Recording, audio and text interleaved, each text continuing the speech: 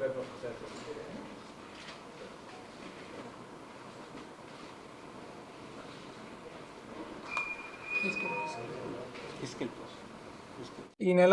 మన 17వ తేదీ ఈ శ్రీ స్వామి దయానంద సరస్వతి సేవ బొమ్మిరెడ్డిపల్లి శశికుమార్ అనే వ్యక్తి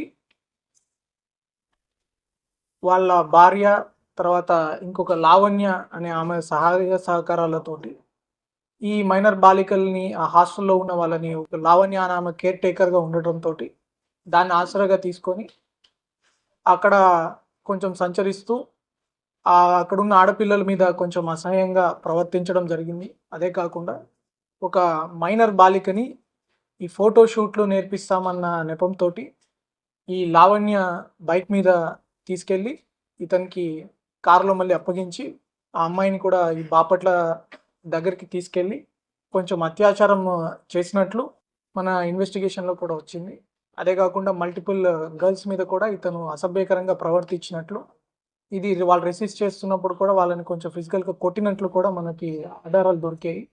ఈ కేసులో సంబంధం ఉన్న ముగ్గురిని ఈరోజు మన ఏలూరు డిఎస్పి గారు, మన 2 టౌన్ సిబ్బంది అందరూ కలిసి ఒక టీమ్గా ఫామ్ అయ్యి అరెస్ట్ చేయడం జరిగింది.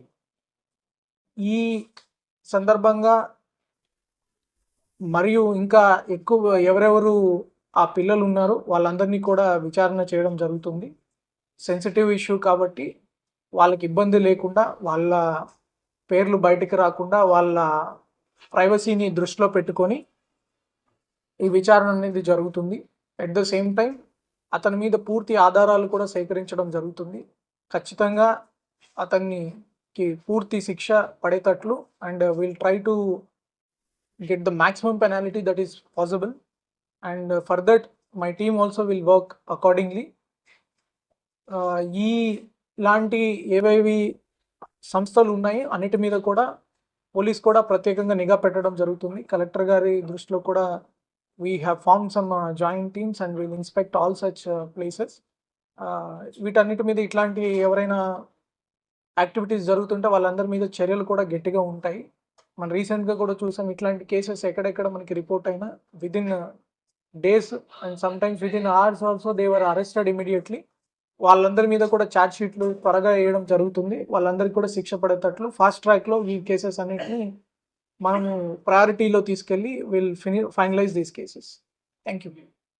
అరెస్ట్ అయినది బొమ్మిరెడ్డిపల్లి శశికుమార్ అనే వ్యక్తి. ఇతని 56 సంవత్సరాలు. ఈ గ్రీన్ సిటీలో నివాసం చేస్తుంటాడు. తర్వాత ఈ మనీ స్టూడియో అని ఒక స్టూడియో కూడా నడుపుతుంటాడు. ఇతను ఒక హాస్టల్ వార్డెన్ కూడా చింతలపూడి ఏరియాలో. ఇతను ఈ లావణ్య బంధువు కావడం, ఆమెకి కేర్ టేకర్ కింద ఇంతకుముందు ఒక రాజు గారని ఈ ఆశ్రమం నడిపేవాళ్ళు, ఆయనకి వయసు రీత్యా నడపలేకపోవడం కారణంగా అది వేరే ఒక కేర్ టేకర్కి ఇవ్వడం జరిగింది. ఇతను వార్డెన్ కాబట్టి ఇతన్ని కూడా కొంచెం ట్రస్ట్ చేశారు, ఇతనికి ఎక్స్పీరియన్స్ ఉంటుంది అని చెప్పి. సో దాన్ని ఇతను అడ్వాంటేజ్గా తీసుకొని ఇట్లాంటి